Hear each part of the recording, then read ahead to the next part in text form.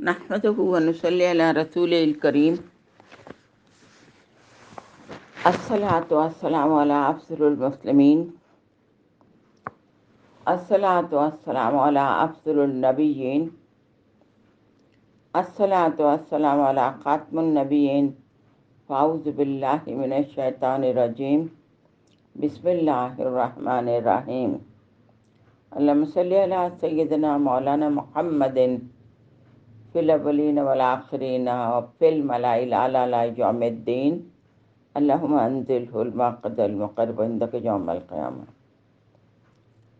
اللہ تعالیٰ کا لاکھ لاکھ شکر ہے کہ اس نے تھوڑا سا ہمارا وقت فارغ کیا کہ رمضان المبارک کے اس بابرکت مہینے میں ہم یہاں پر بیٹھ کر قرآن پاک کے بارے میں کچھ بتا سکیں، کیونکہ قرآن پاک رمضان المبارک کے ماہ میں نازل ہوا ہے۔ آج میں جو کچھ آپ کو بتاؤں گی اس کا عنوان ہے حقیقی رہنما، یعنی قرآن پاک۔ اگر ہم غور کریں تو سب سے زیادہ رہنمائی ہمیں قرآن پاک سے ہی ملتی ہے۔ ایک ایک چیز کے متعلق، ایک ایک بات کے متعلق ہماری رہنمائی قرآن پاک میں کر دی گئی ہے۔ لیکن سب سے بڑی مشکل ہمارے لیے یہ ہے کہ ہم قرآن پاک کو سمجھ کے پڑھتے ہی نہیں ہیں۔ قرآن پاک ہر شخص کے لیے رہنما ہے، ہر شخص کا استاد ہے، اس لیے اس کو سمجھنے کی بڑی ہی اہمیت ہے۔ اگر ہم اس کو سمجھ کر نہیں پڑھیں گے تو اس کی حیثیت ایک مقدس دستاویز سے زیادہ نہ رہے گی۔ دل و دماغ کو قرآن پاک کے مطابق کھولنے میں ذاتی کوششوں کی اہمیت خود قرآن پاک نے بیان کی ہے۔ ذاتی کوشش اس میں شامل ہے، تب دل و دماغ کھلے گا قرآن پاک کے مطابق۔ اگر ہم چاہیں گے کہ ہر بات کا حل ہم نے قرآن پاک میں سے لینا ہے، ہر چیز کا حل ہمیں قرآن پاک میں سے ملنا چاہیے، تو ہمیں ذاتی کوشش کرنی چاہیے۔ اور اس کے لیے اللہ تعالیٰ نے خود ہی فرمایا ہے سورہ محمد آیت نمبر 24 میں، افلا یتدبرون القرآن ام علی قلوب اقفالها۔ ترجمہ، کیا ان لوگوں نے قرآن پاک پہ غور نہیں کیا یا ان کے دلوں پر قفل چڑھے ہوئے ہیں؟ اس لیے قرآن پاک پر غور و فکر کے لیے تدبر اور تفکر کی دعوت قرآن پاک کے ہر صفحے پر موجود ہے۔ کیسے؟ تم سنتے کیوں نہیں؟ تم سوچتے کیوں نہیں؟ تم عقل سے کام کیوں نہیں لیتے؟ تم تدبر کیوں نہیں کرتے؟ اگر یہ دعوت ہر اس انسان کے لیے نہیں، اگر یہ دعوت ہر اس انسان کے لیے نہیں جو سننے، دیکھنے اور سوچنے کی صلاحیت رکھتے ہیں، تو پھر یہ دعوت کس کے لیے ہے؟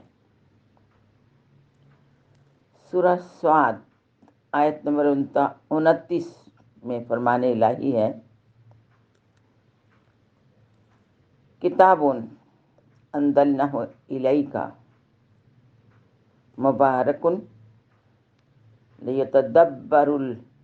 لیتدبروا آیاتہ ولیتذکر اولو الالباب۔ ترجمہ، یہ ایک بڑی برکت والی کتاب ہے جو اے نبی صلی اللہ علیہ وسلم ہم نے تمہاری طرف نازل کی ہے، تاکہ لوگ اس کی آیات پر غور کریں اور عقل و فکر رکھنے والے اس سے سبق حاصل کریں۔ پھر ان لوگوں کو حیوانات سے بدتر قرار دیا ہے۔ اب اوپر والی آیت میں دیکھیں، تاکہ لوگ اس کی آیت پر غور کریں۔ اب غور ہر بندہ کر سکتا ہے، اور تدبر کرنے کے لیے کہا ہے عقل و فکر والے۔ پھر ان لوگوں کو حیوانات سے بدتر قرار دیا ہے جو اپنی آنکھوں، کانوں اور قلوب کو دیکھنے، سننے اور غور فکر کرنے کے لیے استعمال نہیں کرتے۔ فرمایا سورہ الاعراف آیت نمبر 179، ترجمہ: ان کے پاس دل ہیں مگر وہ ان سے سوچتے نہیں، ان کے پاس کان ہیں مگر وہ ان سے سنتے نہیں، ان کے پاس آنکھیں ہیں مگر وہ ان سے دیکھتے نہیں، یہ جانوروں کی طرح ہیں بلکہ جانوروں سے بھی گئے گزرے ہیں، یہ وہ لوگ ہیں جو غفلت میں ڈوبے ہوئے ہیں۔ اگر جب تک ہم قرآن پاک کے معنی نہ سمجھ لیں، ٹھیک ہے نا، اس کا مطلب یہ ہوا کہ اگر ہم قرآن پاک کے معنی نہیں سمجھتے تو ہم نے قرآن پاک کو کوئی اہمیت ہی نہیں دی ہے۔ اس لیے جب تک ہم قرآن پاک کے معنی نہ سمجھیں، جب تک یہ جاننے کی کوشش نہ کریں کہ اللہ ہم سے کیا کہہ رہے ہیں، اور یہ جاننے کی ذاتی طور پر کوشش نہ کریں، ہم قرآن پاک کے حقیقی خزانے اور عظیم برکت کو حاصل کر ہی نہیں سکتے۔ ذاتی کوشش ہے یہ۔ حضرت عبداللہ بن عمر رضی اللہ تعالیٰ عنہ کے نزدیک قرآن پاک کو سمجھنا ایمان کی علامت ہے۔ ایک دفعہ حضرت انس بن مالک رضی اللہ تعالیٰ عنہ نے کہا، اکثر ایسا ہوتا ہے کہ ایک شخص قرآن پاک پڑھتا ہے لیکن قرآن اس پر لعنت کرتا ہے کیونکہ اسے سمجھتا نہیں، بس بے دھیانی سے پڑھے جاتا ہے۔ حضرت علی کرم اللہ وجہہ کا قول ہے، جس نے قرآن پاک کے پڑھتے ہوئے غور نہ کیا اس کے پڑھنے میں کوئی خیر نہیں ہے۔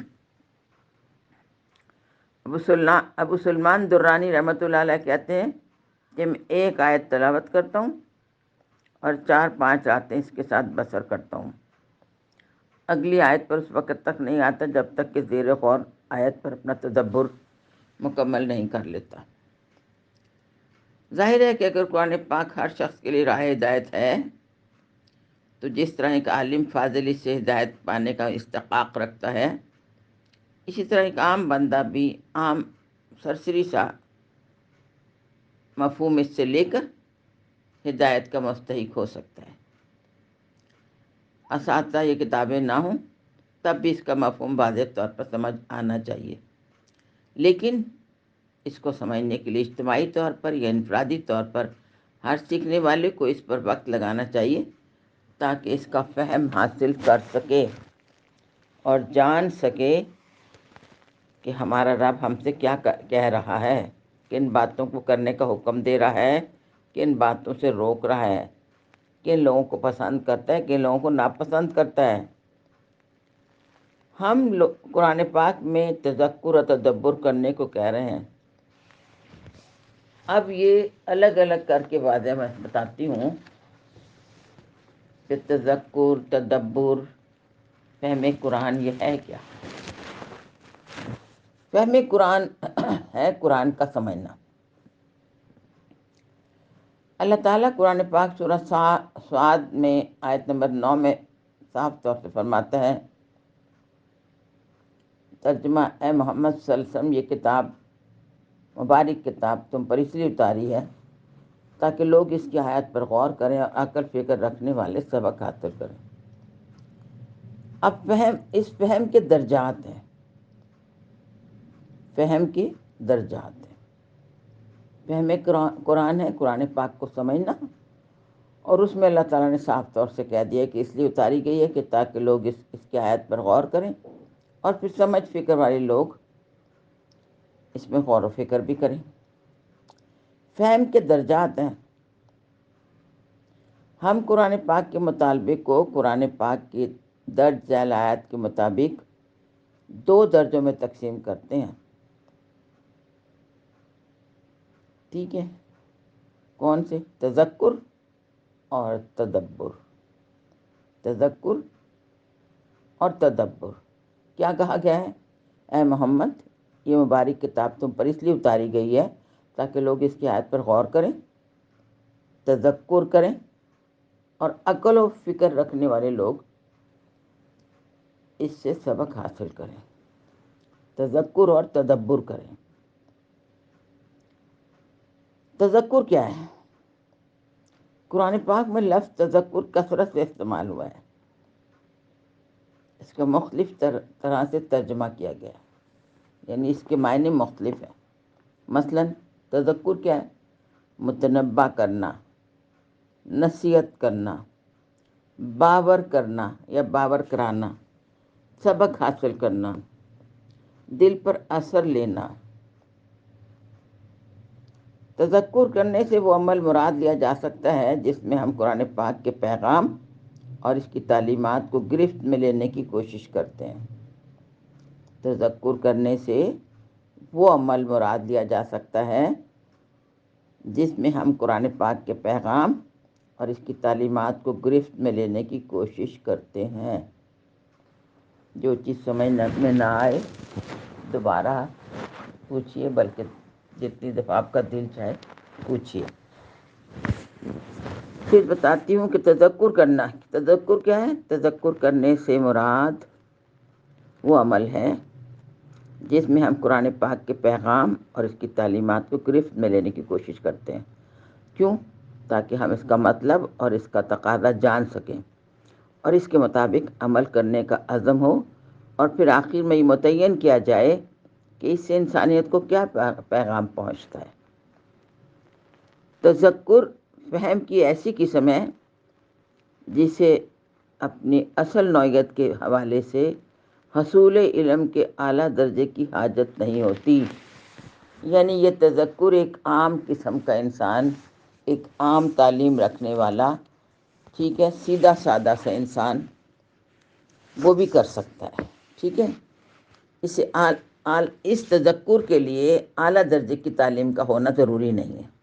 سیدھا سا قرآن پاک کو ترجمے سے پڑھتے چلے جاؤ، ایک عام مطلب اس کا خود بخود سمجھ میں آتا جائے گا۔ ہمیں ہر لفظ کے معنی معلوم نہ ہوں، لیکن مجموعی پیغام، خصوصاً وہ پیغام جو ہمارے لیے ہے کہ زندگی کیسے گزاری جائے، واضح اور روشن ہو کر سامنے آ جائے گی۔ قرآن پاک کو سب سے پہلے سننے والوں نے اس کو سب سے زیادہ سمجھا اور اس سے سب سے زیادہ فائدہ اٹھایا، ٹھیک ہے۔ سننے والے تھے وہ لوگ جنہوں نے سب سے زیادہ فائدہ اٹھایا، صرف سنا ہے انہوں نے۔ کون تھے یہ لوگ؟ یہ لوگ تاجر، کاشتکار، گلہ بان، چتر سوار، اونٹ سوار ہیں، بدو تھے۔ یہ لوگ تفاسیر، لغت اور صرف و نحو کو نہیں جانتے تھے، نہ انہیں فلسفہ، تاریخ، جغرافیہ، عمرانیات اور فطری علوم پر دسترس حاصل تھی، مگر اس کے باوجود یہ لوگ قرآن سمجھنے میں سب سے زیادہ کامیاب ہوئے، اس لیے کہ انہوں نے قرآن پاک کے پیغام کو دل سے قبول کیا تھا۔ سیدھا سا پیغام لیا اور دل سے قبول کر لیا اور زندگیوں کو قرآن پاک کے مطابق ڈھال لیا۔ انہوں نے آیات پر غور کیا اور عمل کیا، اور اس کے لیے فہم کی یہ قسم ہر اس شخص کو بنا دیتی ہے، ٹھیک ہے۔ اسی لیے وہ نمونہ ہے ہمارے لیے، اور اس لیے فہم کی یہ قسم ہر اس شخص کو کامیاب بنا دیتی ہے جو اس کی کم از کم ضروری شرائط پورا کرتا ہے۔ یعنی کون سی ضروری شرائط؟ یعنی اس کو سمجھنے کی ذاتی کوشش کرتا ہے، اس کی اپنی خواہش ہوتی ہے کہ میں اس کو سمجھوں۔ جبکہ باری تعالیٰ خود قرآن پاک میں واضح طور پر اعلان کرتا ہے کہ اسے سمجھنا آسان ہے، اور کوئی صرف سمجھ کے پڑھے اور غور کرے۔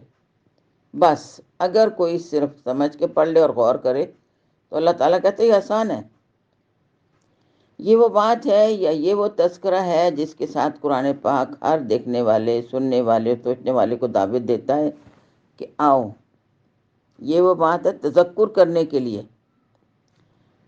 قرآن پاک ہر دیکھنے والے، سننے والے، سوچنے والے کو دعوت دیتا ہے۔ مندرجہ ذیل آیات اسی مفہوم میں بیان کی گئی ہیں۔ کون سی آیات؟ سورہ قمر آیت نمبر 17، ترجمہ: ہم نے قرآن پاک کو نصیحت کے لیے آسان ذریعہ بنا دیا ہے، پھر کیا ہے کوئی نصیحت قبول کرنے والا؟ سورہ دخان آیت نمبر 58، ترجمہ: ہم نے اس کتاب کو تمہاری زبان میں سہل بنا دیا ہے تاکہ یہ لوگ نصیحت حاصل کریں۔ سورہ زمر آیت نمبر 27، ترجمہ: ہم نے اس قرآن میں لوگوں کو طرح طرح کی مثالیں دیں تاکہ یہ ہوش میں آ جائیں۔ سورہ قاف آیت نمبر 37 ترجمہ: اس تاریخ میں عبرت کا سبق ہے ہر اس شخص کے لیے جو دل رکھتا ہو، توجہ سے سننے والا ہو۔ تذکر قرآن پاک کا اصل اور بنیادی مقصد ہے۔ یہ فہم کی کوئی نچلی سطح نہیں ہے، بلکہ یہ انسان کی آسان اور ذاتی کوشش ہے۔ اس ذاتی کوشش سے ایسا جوہر حاصل ہو سکتا ہے جو کبھی ختم نہیں ہوتا۔ اس ذاتی کوشش سے میں نے آپ کو پہلے بتایا ہے کہ عرب کے لوگ جنہوں نے سب سے زیادہ فائدہ اٹھایا وہ تاجر تھے، کاشتکار تھے، گلہ باندھ تھے، شتر سوار تھے، بدھو لوگ تھے، لیکن انہوں نے صرف غور سے سنا اور اس کو اپنی زندگی کا لائحہ عمل بنا لیا۔ سب سے زیادہ فائدہ اٹھایا انہوں نے، کیوں کہ ان کی ذاتی کوشش اس میں شامل تھی۔ اس ذاتی کوشش سے ایسے جوہر حاصل ہوتے ہیں جو کبھی ختم نہیں ہوتے، لیکن یہ جوہر کوشش کرنے والوں ہی کو ملتے ہیں۔ جو کوشش کرے گا وہ فائدہ اٹھائے گا۔ نمبر 2، فہم کی دوسری قسم، تدبر۔ تدبر کیا ہے؟ فہم کا دوسرا درجہ تدبر ہے۔ اس کا مطلب یہ ہے کہ ہم ہر لفظ، ہر آیت اور صورت کے مکمل معنی معلوم کرنے کی کوشش کریں۔ ہم لفظ اور تشبیہات اور مثالوں میں پنہاں مکمل معنی دریافت کریں، مرکزی موضوعات کا تعین کریں، شان نزول، تاریخی پس منظر اور ترجمہ و معنی یعنی لغت کی باریکیوں میں جائیں۔ اس کے ساتھ ساتھ مختلف تفاسیر کا تقابلی مطالعہ کریں۔ پھر یہ کہ ہم بندوں، اپنے رب اور دوسرے انسان، خود اپنے آپ اور ارد گرد کی دنیا سے تعلق رکھنے کے تمام قواعد و ضوابط کو سمجھیں۔ اس طرح کے مطالعے کے لیے قرآن پاک کے مختلف علوم کا وسیع اور گہرا علم درکار ہوگا۔ اجتماعی مطالعہ۔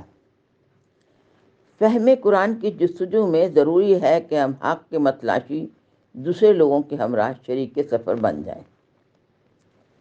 یہ تو ضروری ہے کہ ہم انفرادی طور پر قرآن مجید کا مطالعہ کرتے رہیں، لیکن اگر ہم قرآن پاک کے مفہوم اور مطالب کی تلاش اور جستجو کرنے والے دوسرے اہل ایمان کے ساتھ مل کر اجتماعی مطالعہ کرتے ہیں تو قرآن پاک سے استفسار کرنے کے ثمرات دگنے ہو جاتے ہیں۔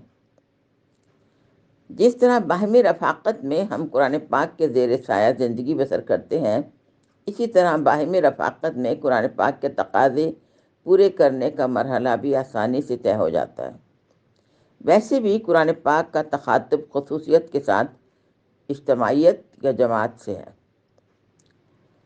نبی کریم صلی اللہ علیہ وسلم نے نزول قرآن کے ساتھ ہی اپنی ایک جماعت قائم کرنے کی کوشش شروع کر دی تھی جس کا مرکز اور غور قرآن پاک ہو۔ اقرا کے حکم کے ساتھ ہی قم فانذر، اٹھو اور ڈراؤ کا حکم نازل ہو گیا تھا۔ اسی طرح جہاں یہ حکم نازل ہوا، اے نبی، تمہارے رب کی کتاب میں سے جو کچھ تم پر وحی کیا گیا ہے اس کی تلاوت کرو، یعنی پڑھو اور پڑھاؤ۔ سورہ کہف آیت نمبر 27۔ تو سورہ کہف کی آیت نمبر 28 میں یہ حکم بھی نازل ہوا، ترجمہ: اور اپنے آپ کو، اپنے دل کو ان لوگوں کے پاس بیٹھنے کے پابند کیجیے جو اپنے رب کی رضا کے طلبگار بن کر صبح و شام اسے پکارتے ہیں، اور ان سے ہرگز نگاہ نہ پھیریے۔ قرآن پاک کی یہ آیت واضح اور مؤثر انداز میں قرآن پاک کی تلاوت اور ایک متحد اور مربوط گروہ قائم کرنے کے درمیان ربط قائم کر رہی ہے۔ قرآن پاک کی دعوت کو سارے انسانوں تک پہنچانے کا تقاضا بھی یہی مطالبہ کرتا ہے کہ قرآن کو اجتماعی طور پر پڑھا اور سمجھا جائے۔ حدیث: نبی کریم صلی اللہ علیہ وسلم نے فرمایا، ترجمہ: جو لوگ اللہ کے گھروں میں جمع ہوتے ہیں قرآن مجید کی تلاوت کرنے اور اس کو ایک دوسرے کے ساتھ مل کر پڑھنے اور پڑھانے کے لیے، ان پر برکت نازل ہوتی ہے، رحمت ان ان کو گھیر لیتی ہے، فرشتے ان پر سایہ کرتے ہیں، اور اللہ تعالیٰ اپنی محفل میں، کون سی محفل؟ فرشتوں کی محفل میں ان کا ذکر کرتا ہے۔ مسلم شریف کی حدیث ہے یہ۔ اب آتا ہے تلاوت۔ قرآن پاک کے پڑھنے کے عمل کو تلاوت کہا جاتا ہے۔ کوئی ایک لفظ تلاوت کا مکمل معنی بیان نہیں کر سکتا۔ بنیادی طور پر تلاوت کا مفہوم یہ ہے، کیا ہے دیکھیں، اب کتنے سارے مفہوم ہیں اس کے، دیکھتے رہیے گا۔ پیچھے، قریب ہی حرکت کرنا، آگے بڑھنا، ایک ترتیب میں بہنا، تلاش میں جانا، کسی نمونے کو اپنا رہنما، استاد اور قائد ماننا،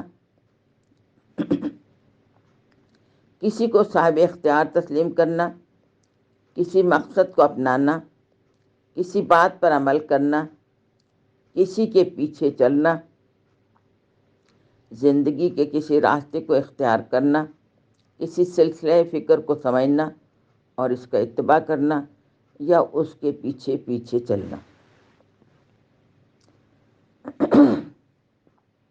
اس لیے جو لوگ قرآن پر ایمان کا دعویٰ کرتے ہیں وہ اس سے اپنا تعلق پڑھنے، سمجھنے اور اس پر عمل کرنے کے حوالے سے قائم کرتے ہیں۔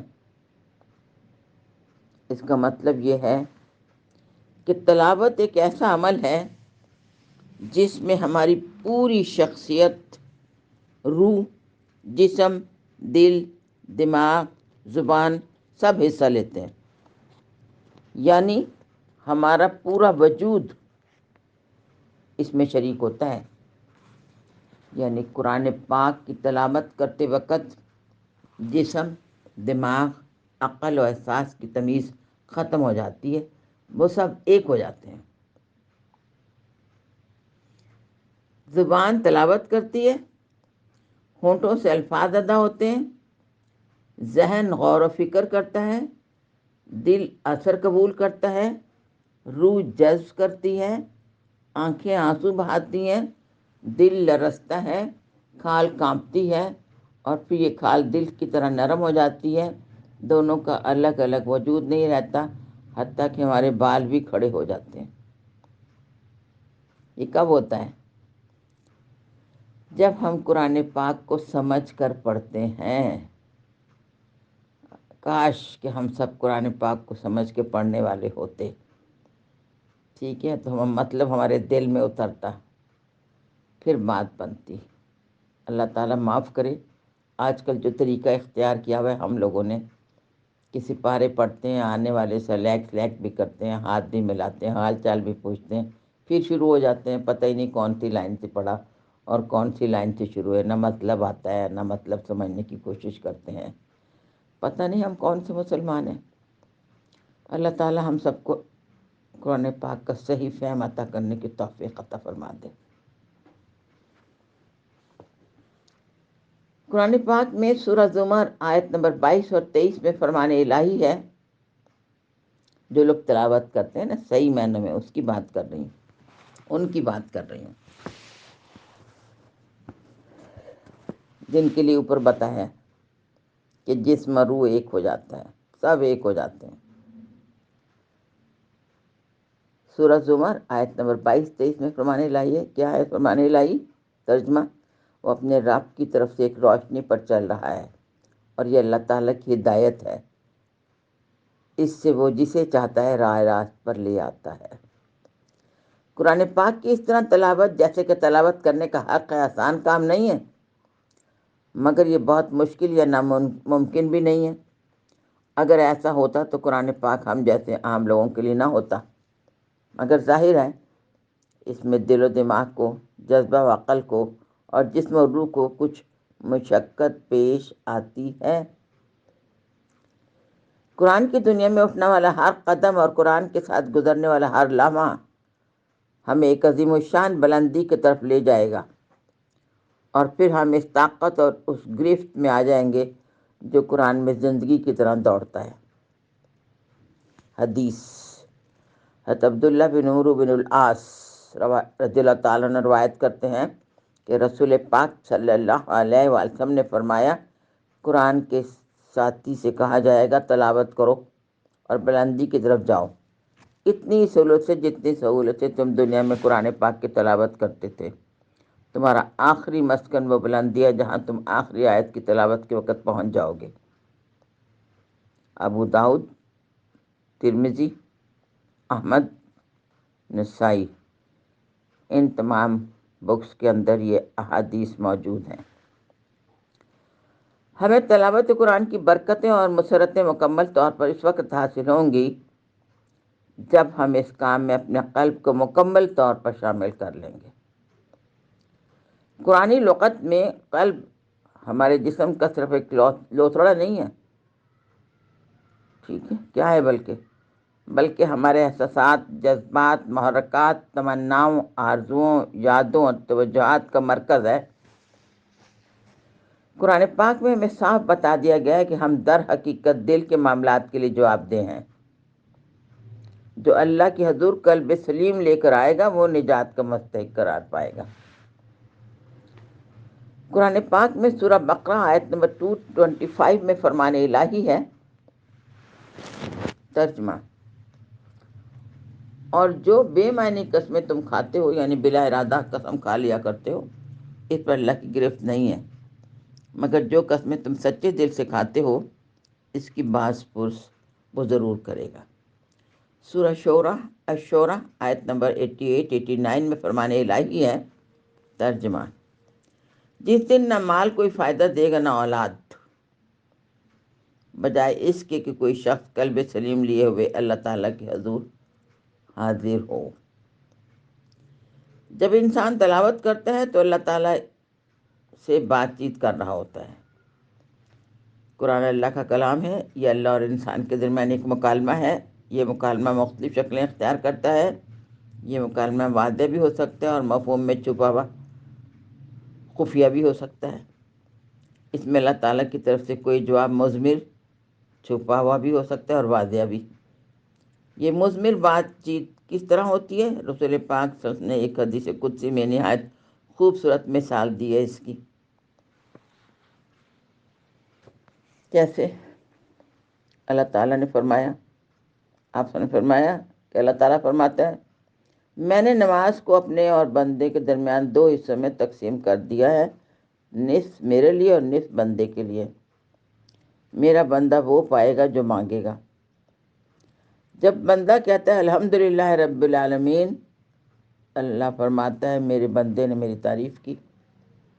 جب بندہ کہتا ہے الرحمن الرحیم، اللہ فرماتا ہے میرے بندے نے میری عظمت بیان کی۔ جب بندہ کہتا ہے مالک یوم الدین، اللہ تعالیٰ فرماتے ہیں میرے بندے میری شان بیان کی، یہ میرا حصہ ہے۔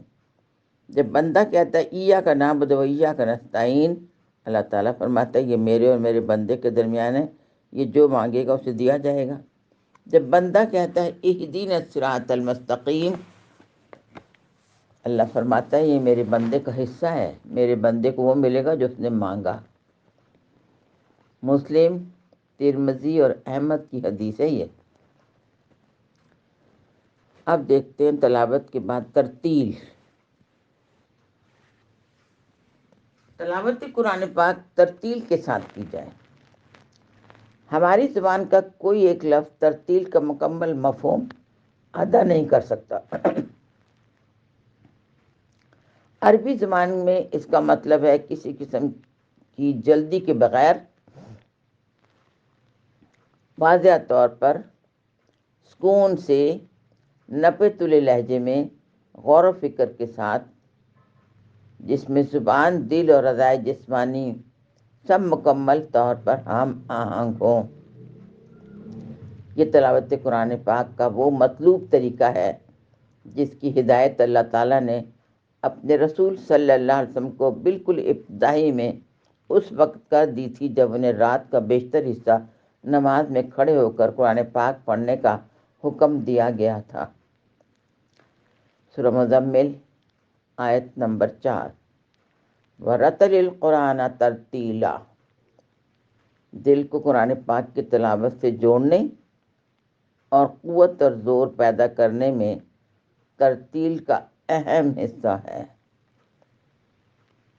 ٹھیک ہے، ترتیل میں نہ صرف سکون اور جسم اور روح کی ہم آہنگی شامل ہے، بلکہ ساتھ ہی بعض الفاظ اور آیات کی بار در بار تلاوت کی تحریک ہوتی ہے، اور جب دل کسی خاص آیت میں جذب ہو کر یکجان ہو جاتا ہے تو بار بار پڑھتے ہوئے ہر دفعہ ایک نیا ذائقہ اور ایک نیا لطف محسوس ہوتا ہے۔ رسول پاک صلی اللہ علیہ وسلم کے بارے میں روایت ہے کہ آپ صلی اللہ علیہ وآلہ وسلم نے ایک بار بسم اللہ الرحمن الرحیم 20 مرتبہ دہرائی۔ احیاء العلوم، امام غزالی رحمۃ اللہ علیہ۔ حدیث پاک میں ہے کہ ایک دفعہ حضور پاک صلی اللہ علیہ وسلم پوری رات یہ آیت بار بار پڑھتے رہے۔ سورہ مائدہ آیت نمبر 118، ان تعذبہم فإنہم عبادک وإن تغفر لہم فإنک انت العزیز الحکیم۔ ترجمہ: اگر آپ اللہ تعالیٰ انہیں سزا دیں تو وہ آپ کے بندے ہیں، اور اگر آپ انہیں معاف کر دیں تو آپ غالب اور دانا ہیں۔ پوری رات یہ پڑھتے رہے۔ قرآن پاک کے مطالعے کا آغاز کرتے ہوئے اختتام پر اور درمیان میں بھی جن الفاظ میں چاہیں اللہ تعالیٰ سے استغفار کرتے رہیں، اختتام میں بھی اور درمیان میں۔ قرآن پاک سے تعلق کا انحصار کئی عناصر پر ہوتا ہے۔ قرآن پاک سے تعلق کا انحصار کئی عناصر پر ہوتا ہے۔ کیسے تعلق رکھا جائے قرآن پاک سے؟ کیسے قرآن پاک ہمارا رہنما بن سکتا ہے؟ ہم تعلق رکھیں گے تو ہمارا رہنما بنے گا نا۔ جب ہم قرآن پاک کو رہنما بنانا چاہیں گے تو وہ پھر ہمارا رہنما بنے گا۔ جب ہمیں اندازہ ہوگا کہ ہماری رہنمائی کون کر سکتا ہے تب۔ تو تعلق کا انحصار کئی عناصر پر ہے۔ نمبر 1، ایمان۔ قرآن کی طرح اس گہرے اور مضبوط تعلق قرآن کی طرف، ٹھیک ہے، اس گہرے اور مضبوط تعلق کے ساتھ آئیں جسے ایمان کہتے ہیں۔ یہ قرآن یہ قرآن اللہ تعالیٰ کا کلام ہے جو ہمارا خالق اور مالک ہے۔ یہی ہماری رہنمائی کر سکتا ہے، اور یہ کہ اس کو پڑھنے یعنی تلاوت کرنے سے ہمارا مقصد اس سے ہدایت لینا ہے۔ آمن رسول، قرآن پاک سورہ بقرہ آیت نمبر 285 میں اللہ تعالیٰ فرماتا ہے آمن رسول بما انزل الیہ من ربہ والمؤمنون۔ آخر تک یہ آیت ہے پوری۔ ترجمہ: یہ رسول اس ہدایت پر ایمان لائے ہیں جو ان کے رب کی طرف سے ان پر نازل کی گئی ہے، اور جو لوگ اس کے ماننے والے ہیں انہوں نے ہی اس ہدایت کو دل سے قبول کر لیا ہے۔ اس لیے ہمیں یہ بات یاد رکھنی چاہیے کہ قرآن پاک کا ہر لفظ جو ہم تلاوت کرتے ہیں، سن رہے ہیں یا سمجھنے کی کوشش کر رہے ہیں، اسے اللہ تعالیٰ نے ہمارے لیے ہی نازل کیا ہے۔ قرآن پاک میں اللہ تعالیٰ سورہ انفال آیت نمبر 2 میں فرماتا ہے، ترجمہ: سچے ایمان والے لوگ تو وہ ہیں جن کے دل اللہ کے ذکر سن کر لرز جاتے ہیں، اور جب اللہ کی آیات ان کے سامنے پڑھی جاتی ہیں تو ان کا ایمان بڑھ جاتا ہے۔ اب نمبر 2، تعلق اخلاص نیت۔ قرآن پاک کو صرف اس نیت سے پڑھا جائے کہ اس سے میں نے اپنے مالک کی رضا حاصل کرنی ہے، اپنے مالک کے قریب جانا ہے، اپنے مالک سے ہدایت کا طلبگار ہونا ہے، یعنی قرآن پاک کو اپنی ذات کے لیے نام، عزت، شہرت، حیثیت یا مال و دولت جیسی دنیاوی چیزیں کمانے کے لیے استعمال نہ کیا جائے۔ حدیث: نبی کریم صلی اللہ علیہ وسلم نے فرمایا اگر کوئی قرآن پاک کا مطالعہ روزی حاصل کرنے کے لیے کرے تو قیامت کے روز وہ اس طرح اٹھایا جائے گا کہ اس کے چہرے پر گوشت نہیں صرف ہڈیاں ہوں گی۔ بحقی حدیث۔ نبی کریم صلی اللہ علیہ وسلم نے فرمایا جو شخص دنیا میں تعریف و تحسین کے لیے قرآن پاک سیکھتا ہے اور اس کی تلاوت یا تدریس کرتا ہے آگ میں ڈالا جائے گا۔ مسلم شریف کی حدیث ہے یہ۔ نمبر 3، شکر اور حمد الہی۔ ہمیشہ اسی شکر گزاری سے رہنا چاہیے کہ ہمارے مالک اور خالق نے قرآن پاک جیسی کتنی بڑی نعمت سے ہمیں نوازا ہے۔ قرآن پاک سورہ آل اعراف آیت نمبر 43 میں فرمان الہی ہے، ترجمہ: تعریف اس اللہ ہی کی ہے جس نے ہمیں یہ راستہ دکھایا، ورنہ ہم خود تو یہ راہ پانے والے نہ تھے اگر اللہ ہماری رہنمائی نہ فرماتا۔ تو صحیح رہنمائی فرمانے والا اللہ ہے، بہترین راہ دکھانے والا قرآن پاک جو اللہ نے ہمارے ہاتھوں میں دے دیا کہ رہنمائی اس سے حاصل کرو۔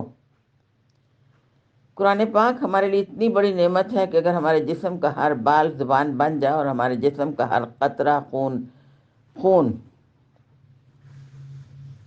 کا آنسو بن جائے، تب بھی ہم مالک کائنات کی اس عظیم فیاضی کا حق ادا نہیں کر سکتے کہ اس نے ہمیں قرآن پاک جیسی نعمت سے نوازا ہے۔ نمبر 4، قبولیت کے یقین اور بھروسہ۔ قلب اور ذہن کے بہت سے امراض ہیں جو قرآن پاک کے پیغام کو قبول کرنے اور اس کے آگے سر تسلیم خم کرنے میں رکاوٹ ہوتے ہیں۔ ان سب کو قرآن پاک میں بیان کر دیا گیا ہے۔ وہ کون سے امراض ہیں جو قرآن پاک کے پیغام کو قبول کرنے اور قرآن پاک کے آگے سر تسلیم خم کرنے میں رکاوٹ ہیں؟ کون سے؟ قرآن پاک نے خود ہی بیان کر دیا: حسد، تعصب، نفسیاتی خواہشات، اور سب سے بڑھ کر تکبر، غرور۔ دوسرے قرآن کے کسی حصے کو ماننا اور کسی کو نہ ماننا بھی پورے قرآن کو مسترد کرنے کے مترادف ہوتا ہے۔ قرآن پاک سورہ آل اعراف آیت نمبر 40 میں فرمان الہی ہے، یقین جانو جن لوگوں نے ہماری آیت کو جھٹلایا اور ان کے مقابلے میں سرکشی کی ہے ان کے لیے آسمان کے دروازے ہرگز نہ کھولے جائیں گے۔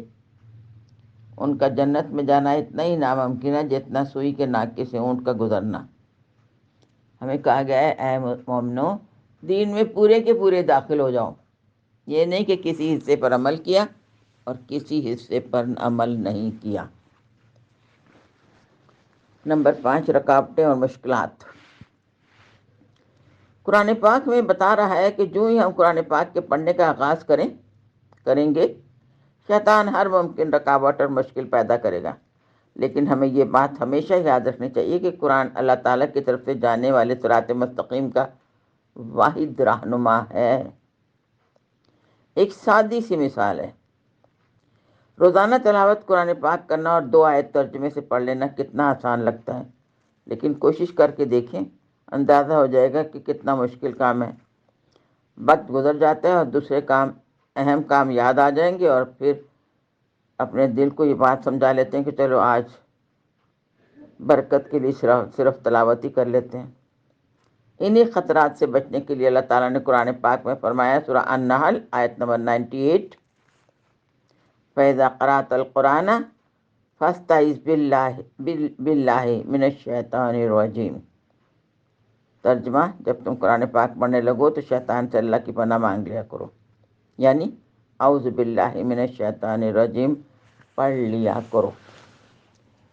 قرآن پاک سورہ الاعراف آیت نمبر 16 اور 17 میں اللہ تعالیٰ نے بتا دیا ہے کہ قرآن پاک پڑھنے کے ارادے کے ساتھ ہی شیطان رکاوٹ بن جاتا ہے۔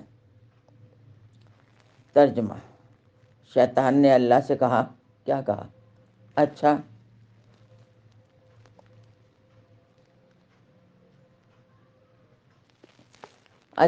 تو جس طرح تو نے مجھے گمراہی میں مبتلا کیا ہے میں بھی اب تیری سیدھی راہ پر ان لوگوں کے گھات میں لگا رہوں گا، آگے اور پیچھے، دائیں اور بائیں ہر طرف سے ان کو گھیروں گا، تو ان میں سے اکثر کو شکر گزار نہ پائے گا۔ اللہ تعالیٰ معاف کرے، یہ چیلنج ہے شیطان کا۔ اب ہم نے دیکھنا ہے کہ شیطان کو ہم نے کامیاب بنا رکھا ہے یا رحمان کی طرف ہم جا رہے ہیں۔ نمبر 6، اعتماد اور بھروسہ۔ اللہ تعالیٰ کی ذات پر پورا بھروسہ رکھیں اور قرآن پاک کی طرف جاتے ہوئے عجز و انکسار اور اللہ تعالیٰ پر مکمل اعتماد اور بھروسے کے احساس کے ساتھ ہر قدم پر اس کی مدد اور اس کے سہارے کو طلب کرتے رہیں۔ توکل، حمد اور شکر کے احساسات کے ساتھ زبان اور قلب کو ہم آہنگ کر کے تلاوت کا آغاز کرنا چاہیے۔ بسم اللہ الرحمن الرحیم قرآن پاک کی 114 صورتوں میں سے ایک کے سوا تمام صورتوں کے آغاز میں بسم اللہ موجود ہے۔ اس کے ساتھ ہی قرآن پاک سورہ آل عمران آیت نمبر 8 کی دعا بھی کرتے جائیں، ربنا لا تزغ قلوبنا بعد اذ ہدیتنا وہب لنا من لدنک رحمہ انک انت الوہاب۔ ترجمہ، پروردگار، جب تو ہمیں سیدھے راستے پر لگا چکا تو پھر کبھی ہمارے دلوں میں کجی مت ڈالنا، ہمارے دلوں کو کجی میں مبتلا کبھی نہ کرنا، ہمیں اپنے خزانے سے رحمت عطا فرمانا کہ تو ہی فیض حقیقی دینے والا ہے۔ یاد رکھیں، ہم اللہ کی کتاب قرآن پاک کے بارے میں کتنا ہی اعلیٰ علمی معیار حاصل کریں، ہم قرآن پاک کے مکمل اور حقیقی معنی اور دریافت کرنے میں اس وقت تک کامیاب نہیں ہو سکتے جب تک ہم قرآن پاک کی اطاعت نہ کریں اور اس کے کہنے کے مطابق عمل نہ کریں۔ قرآن پاک سورہ مائدہ آیت نمبر 66 میں فرمان الہی ہے۔ ترجمہ، کاش انہوں نے توریت، انجیل اور دوسری کتابوں کو قائم کیا ہوتا جو ان کے رب کی طرف سے ان کے پاس بھیجی گئی تھیں۔ وہ لوگ ایسا کرتے تو ان کے لیے اوپر سے رزق برستا اور نیچے سے ابلتا۔ یعنی قرآن پاک کی پیروی کرنے سے، اس پر عمل کرنے سے اس کے معنی سامنے آتے ہیں جنہیں ہم غور و فکر سے ہرگز نہیں پا سکتے۔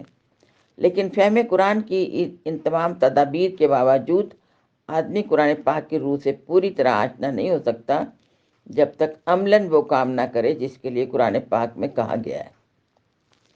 یہ محض نظریات اور خیالات کی کتاب نہیں ہے کہ اس کو پڑھنے ہی سے ساری باتیں سمجھ آ جائیں۔ یہ دنیا کے عام تصور مذہب کے مطابق نیری مذہبی کتاب ہی نہیں ہے کہ مدرسوں اور خانقاہوں میں اس کے سارے رموز حل کر لیے جائیں۔ یہ ایک دعوت اور تحریک کی کتاب ہے۔ اس نے آتے ہی ایک خاموش طبع اور نیک نیت انسان کو گوشۂ عزلت سے نکال کر اللہ تعالیٰ کی بھری ہوئی دنیا کے مقابلے میں لا کھڑا کیا، باطل کے خلاف اس لیے آواز اٹھوائی اور وقت کے علمبردارانہ کفر و فسق اور ضلالت سے اس کو لڑوا دیا۔ گھر گھر سے ایک ایک سعید روح اور پاکیزہ نفس کو کھینچ کھینچ کر لائی اور دائی حق کے جھنڈے تلے ان سب کو اکٹھا کر دیا۔ گوشے گوشے سے ایک فتنہ جو اور فساد پرور کو بھڑکا کر اٹھایا اور حامیان حق سے ان کی جنگ کروائی۔ ایک فرد واحد کی پکار سے اپنا کام شروع کر کے خلافت الہیہ کے قیام تک پورے 23 سال یہی کتاب اس عظیم الشان تحریک کی رہنمائی کرتی رہی، اور حق و باطل کے اس طویل کشمکش کے دوران ایک ایک منزل اور ایک ایک مرحلے پر اسی نے تخریب کے ڈھنگ اور تعمیر کے نقشے بتائے۔ اسی لیے ہمیں اللہ تعالیٰ سے ہر وقت دعا کرتے رہنا چاہیے کہ اے اللہ ہماری آنکھیں کھول دے کہ ہمیں حق نظر آئے اور باطل، اور کہ ہمیں حق نظر آئے اور باطل نظر آئے۔ ہمیں روشنی عطا کر کہ ہم تیری راستے کو پہچانیں، ہمیں قرآن پاک کے نقشے کو سمجھنے اور اس کے مطابق زندگی بسر کرنے کی توفیق عطا فرما۔ قرآن پاک کو ہمارے دل کی بہار، ہمارے سینے کا نور، ہمارے غم کا مداوا اور ہمارے فکر و پریشانی کا علاج بنا دے۔ درج ذیل دعا عموماً اس وقت کی جاتی ہے جب کوئی شخص قرآن پاک کی تلاوت مکمل کر لیتا ہے، لیکن اس کا مضمون اتنا جامع ہے کہ وقتاً فوقتاً اللہ تعالیٰ کو ان الفاظ سے پکارنا باعث برکت ہے۔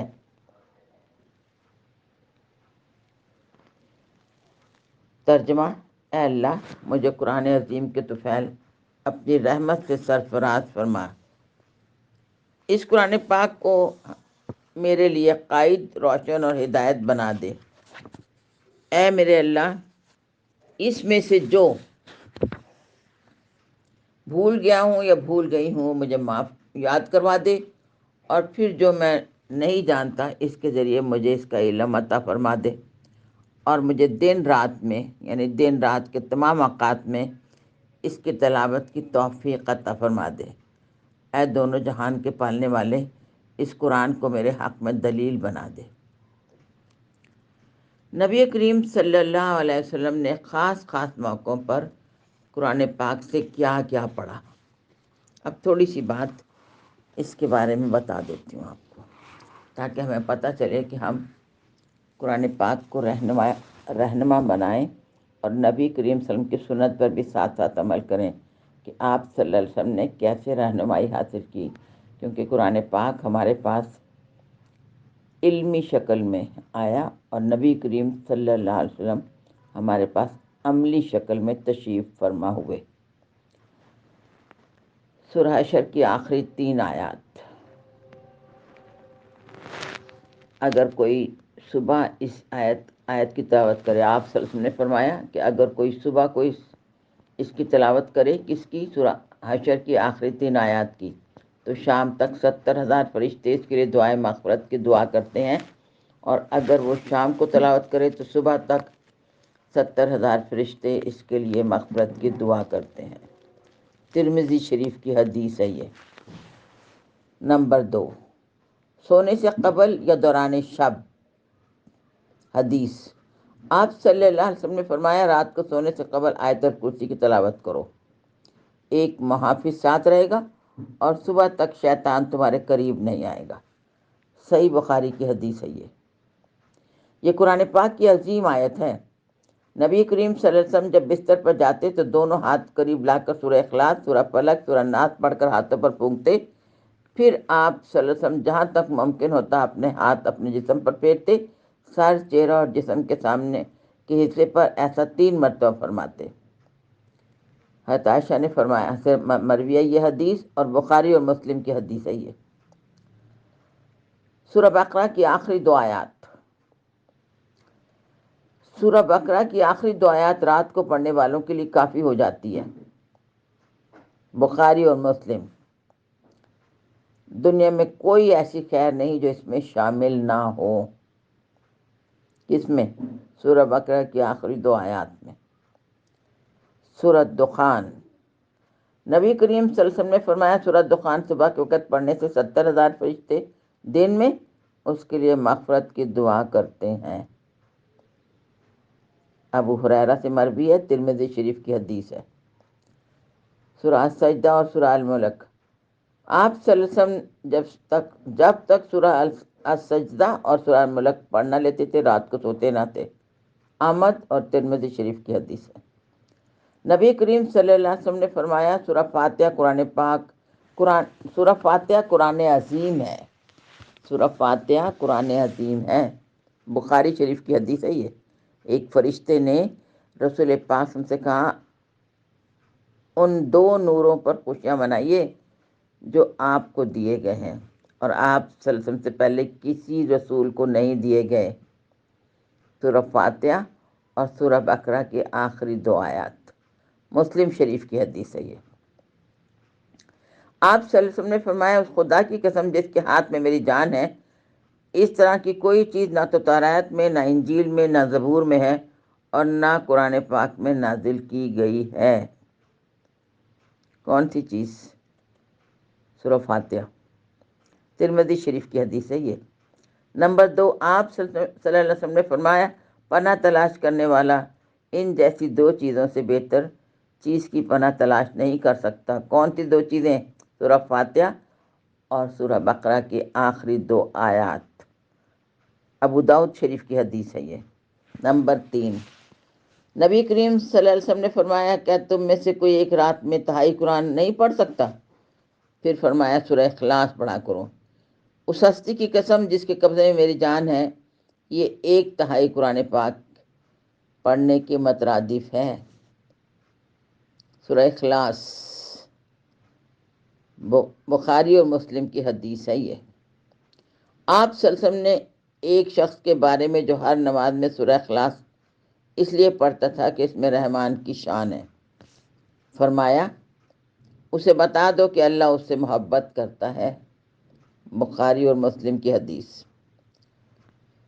سورہ کافرون اور سورہ النصر، اذا جاء نصر اللہ والفتح، یہ قرآن کے 1/4 کے برابر ہے۔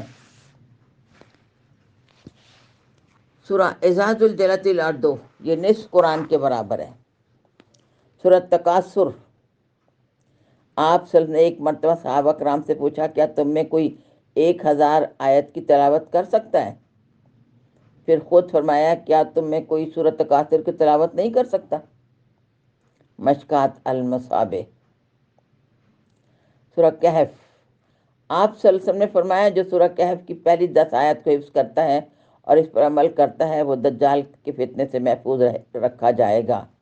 ابو داؤد اور مسلم شریف کی حدیث۔ آپ صلی اللہ علیہ وسلم نے فرمایا، جو شخص جمعے کے دن سورہ کہف کی تلاوت کرے گا، اس کے لیے اگلے جمعے تک روشنی رہے گی۔ مستدرک الحاکم اور بہیقی۔ نمبر 8، سورہ یاسین، نبی کریم صلی اللہ علیہ وسلم نے فرمایا، ہر چیز کا دل ہوتا ہے، قرآن پاک کا دل سورہ یاسین ہے۔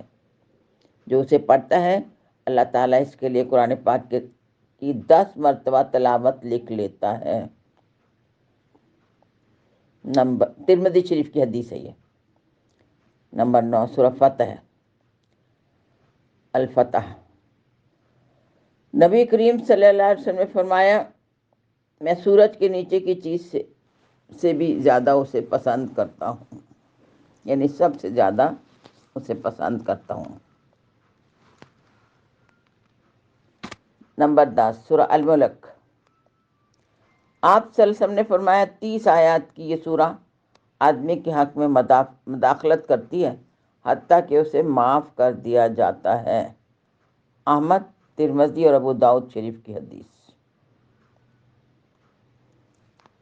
اب استغفار کی 3 قرآنی دعائیں۔ استغفار کی 3 قرآنی دعائیں۔ سورہ بقرہ ہے۔